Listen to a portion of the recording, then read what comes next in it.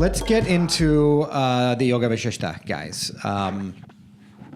So one thing that we know, again, going back to previous episodes, is okay, well, what is this highest form of worship? Is self-contemplation in order to achieve that self-realization. And this happens, as we know, we talked previously about bhakti and devotion as being part of that process, right? But what we know is that it's a succession of worshipful practices that lead us to that place to be able to worship as the gods do, because that is how the gods worship, right? That's how Brahma, Vishnu, Shiva, that's how they actually are worshiping. That is their sadhana, right? Is self-contemplation, right? Reflection on the self and understanding the self as being all para-Brahman, right? And it's only accessible to a few who have that ability. You have to earn that ability. And it's so funny because in the Yoga Vashishta, at various points, Vashishta himself will reject things that he previously had told Rama, right? In the Yoga Vashishta. And so Lord Rama is like, well, wait, didn't you just say that was the case? Now you're rejecting it. Why are you doing that? And Vashishta is like, hey, I needed to just use that to kind of trick you into achieving that step of enlightenment. But now you can scrap that, which suggests that there are certain concepts which are really just stepping stones to a greater truth, right? That are just kind of costumes that you can discard as you're elevating spiritually, right? So these are just stepping stones to the ultimate reality. And so when you think about it, there's nothing inherently good or bad about cravings, right? There's nothing inherently good or bad about them except for vis-a-vis how they relate to experiencing the silence of samadhi, right? Rejecting cravings, that's a step towards experiencing the silence. And that's the way I'm describing it. The silence and the incomprehensible state of Satchitananda, existence, consciousness, bliss, right? And silence, by the way, is a very useful thing to think about in terms of this idea of the all-pervading superconsciousness, right? And I was thinking about it the other day because when you meditate, you're really trying to listen to silence is what I realized, right? That's part of it. There's many things, but that's what you're trying to achieve, right? We're always talking about quiescence of the mind, quiescence of the pranas. Silence is a very fascinating subject to me. Silence is like, even when you're hearing noise, right? Noise, all that is actually itself just a manipulation of the very subtle vibration of silence, right? That is the most subtle of all vibrations, is absolute silence, right? And so when you're hearing any noise, the clacking of cymbals, car horns beeping, this and that, these are all like ripples upon the waves of the ocean, right? That's what that is to me. And I don't know, you're a music guy, Adi, so I don't know, maybe you can kind of comment on that a little bit. But to me, silence, I've been thinking about superconsciousness, Brahman, in terms of silence. And silence is as an interesting, everything's a metaphor for everything else in the cosmos, right? Yeah. In terms of Brahman and all that. And silence is one of those very powerful metaphors for me. I don't know what you think about that. I just think, I don't know, a few things come to mind. Like, I think often when people talk about humans, all the way up to, Yuval Noah Harari, everything is always posed that we're a social animal, yeah, and that we need community. Yeah. I don't discount that. I think it's super important. But I think related to silence is this act of like self-imposed loneliness, right, slightly. And I think so much philosophical breakthrough has happened through kind of willfully putting yourself in a state of silence, yes, or loneliness, or whatever. I don't know. I think that's what it is. And look, as we know, right? And it says in the Yoga Vashishta at one point, and we might talk about this today. He says there's two kinds of meditation. He says meditation is everything. There's a section in the Yoga Vashishta, which I'm sure he's going to discount in the next section, right? Per his MO of just being like, well, fuck that. Here's the real thing, Stay awake. Yeah. He's like, there's two kinds of meditation. The one kind of meditation is when you sit in silence by yourself and you're meditating, right? Yeah. On the ultimate consciousness or whatever, right? But then the other, and he calls that external meditation. But then he says, then there's another form of meditation, which is internal meditation. And Lord Krishna talks about this in the Gita as well. And that's kind of the point of the Gita, especially if you read like Osho and stuff like that, is that the real renunciation is happening within, and then you carry about your business every day. You're not renouncing yourself. You're not renouncing the world. You're not sitting in seclusion and meditating. The meditation is happening in everything that you're doing, right? The ultimate silence is already within you, and thus you can proceed in the sort of lila of Maya, right? And proceed as such. And so how to achieve that sense of silence, right? But that silence, that's what it is. Think about it. Silence is not just the absence of sound. It is a vibration, but it's the most subtle of all vibrations. The vibration that is permeating all things, including all other sounds. So any other sound that you hear is like a wave upon the ocean of consciousness. And that's something I've been thinking about. And I thought that's something I wanted to share, right? Because I've been thinking about these metaphors that they use about the ocean. And the ocean is an amazing one, right? In terms of how we perceive creation. And when we see the waves and we think that's the real thing, it's not the real thing. It's just the ocean manifesting as waves. Yeah. And there's something there. We don't talk enough about the waves crashing, right? The waves have their peak, they're building, they're cresting, and then they're crashing. And then what happens when you look at a wave on the ocean? It recedes back into the ocean and becomes one again with the ocean. Metaphors upon metaphors upon metaphors. And these are the tools, actually. I find metaphors are actually the tools for helping us understand Brahman, right? 100%. And that's something we're seeing constantly throughout the Yoga Vishishta. And it's annoying sometimes in the Yoga Vishishta because sometimes he's like, now we're going to do the story of the cosmic wood apple. And you're like, what the fuck is this? What did you text me the other day? You were like, Vasishtha just said he learned pranayama. Oh yeah, I'm gonna talk about that now. We're gonna get into that. But there's so many other things. There's sections where I'm like, all right, bro, the cosmic wood apple, and all it is like a description of an apple that has all the characteristics of Brahman. I'm like, all right, buddy, this is a whole paragraph. Does this need to be a section? Does this even need to be in this translation? You know, I thought this was a nice abridgment of the Yoga Vishishta. He's like, let me tell you about the gigantic rock, and we're like, okay, I can't with this, you know. But the thing is, as you're reading it, sometimes it's annoying, sometimes it's long and all that, but there's always like weird little gems, whether they're metaphorical or maybe they're just instructive, where they're teaching you about different concepts and things like that. And that's why the Yoga Vishishta is very useful to read.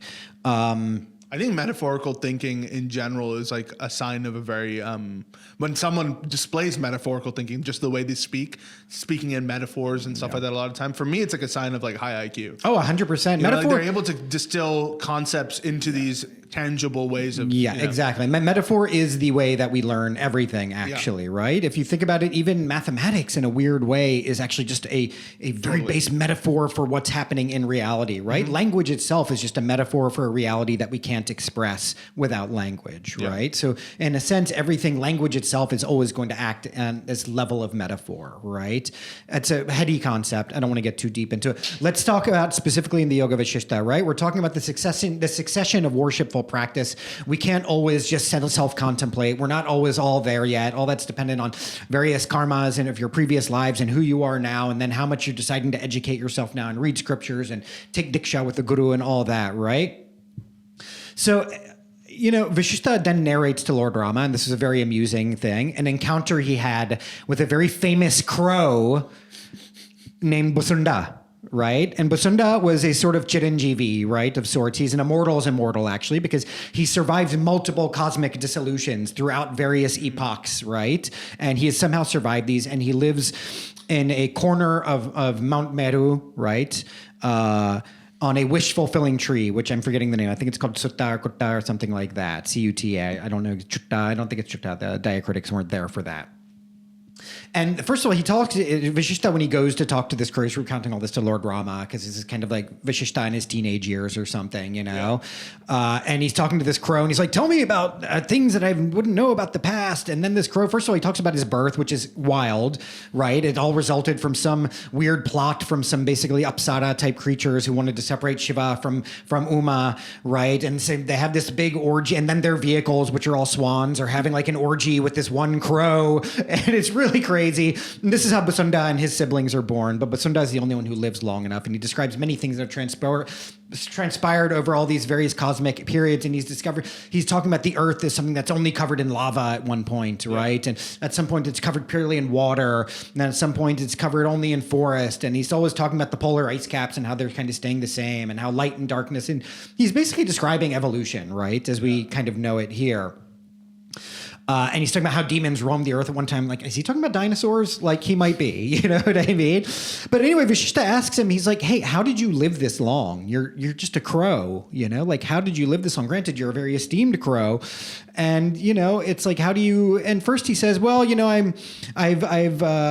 all the immunities to death, right? And it's, of course, lack of craving, lack of mental agitation, lack of desires, lack of anger, lack of lust. We know all this stuff, right? These are the various immunities to death that he describes. Then he says, look, obviously living in a tree as a crow, I'm pretty vulnerable. So when the various elements are assailing me, right? And he describes it as when the 12 suns are blasting earth, I meditate on water. I do varuna dharana, right? I concentrate on the concept of water. When the wind's blowing, I contemplate parvat, right? I imagine myself as a mountain, and thus I'm able to withstand the winds. And when the earth floods with water, I contemplate vayu, the wind, right? And I love this because it's actually him talking about the power of visualization, right? Which just on a purely practical level, that's what he's talking about, is the ability to visualize yourself as something. We know visualization is a tried and true practice in general. I love that. And so, Vishista asked him, well, how did you achieve all of this? How did you achieve the ability to, do all this stuff? And he says, well, contemplation of the self, duh. And then he says, but, that's easy for somebody like you, Vishishta. You're a perfected being, right? Rishi of a very esteemed lineage. But for a crow like me, this contemplation has comrades, is what he says. And the comrade that he deploys, he says that the way that I've been doing this is through pranayama, restraint of the pranas. And then he goes on to describe various chakras and nadis, the Ida and Pingala, right? And he basically is talking about prana is something that's constantly in motion inside and outside of the body. And it's called prana when it's circulating in the upper portions. And then it's called apana in the lower part, right? And prana is like a fire, which is always moving up, and apana is going down like water, right? And it's the interplay of prana and apana in the body and also directly outside the body as well. And then when it's these two cease to move, it's called kumbhaka. And this is just breath retention, actually. If you know anything about pranayama, at some point I am going to have a pranayama expert on. So we can talk about some very specific practices and get into it. And in order to, once you reach that meeting place of prana and apana, right, the internal and external breaths or whatever it is, once you get to that meeting place, that's when you are freed from future births, essentially. And he states that through the regular practice of pranayama, you achieve that unshakable state of samadhi, right? And so we know that through pranayama and yoga, people acquire siddhis, which are like cosmic powers, right? But that's never the game, right? Those powers are just vulgar things. Somebody who's like, I want to breathe fire. It's like, maybe you can do that through some kind of yogic power, right? But all that's actually doing is binding you further. To be able to fly as a bird does through yogic power, that's how the minor deities comport themselves, right? And these are people who are themselves subject to brooding and desire. They're slaves to desire. You know what I mean? Yeah. No matter how much they are elevated as supernatural beings, they're still slaves to desire. And that's because they're not using these practices for the actual ultimate goal, which is liberation, right? Which is the ability to contemplate on the self, achieve samadhi, and then experience parabrahman, right? Cessation of birth. So it's like we have this concept, and we know this concept from talking about pranayama and generally speaking, is that, oh yes, it can confer powers upon you, but those powers are never the game. Those powers are a very vulgar thing.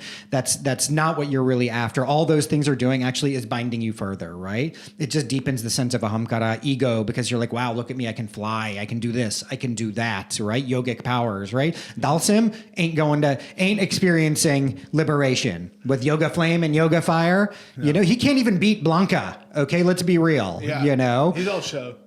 Shouts to Dalsim though.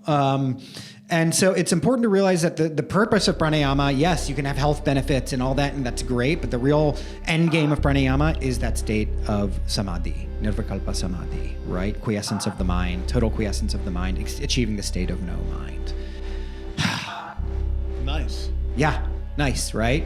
I'm just also imagining a crow doing pranayama, and it's kind of funny. Which I think is part of the joke, right? Kind of, yeah. We talked about this before, like how in a lot of Hindu mythology and stuff, there's a little bit of like tongue-in-cheek, like Ganesha riding a rat. Of course, dude. It's Hanuman's vehicle is a squirrel. You know what I mean? Yeah. I didn't know that. Yeah. And I realized that when I was looking at that big 90-foot statue of Hanuman today. I saw a video of it, and I was just like drooling. There's a little squirrel. He's like a little squirrel at the bottom. He must feel really obsolete considering Hanuman can fly. I know. But that's kind of the point, right? It's kind of the point, but it's interesting that they chose the crow. That really stood out to me because they're really intelligent, but they have wings and a beak.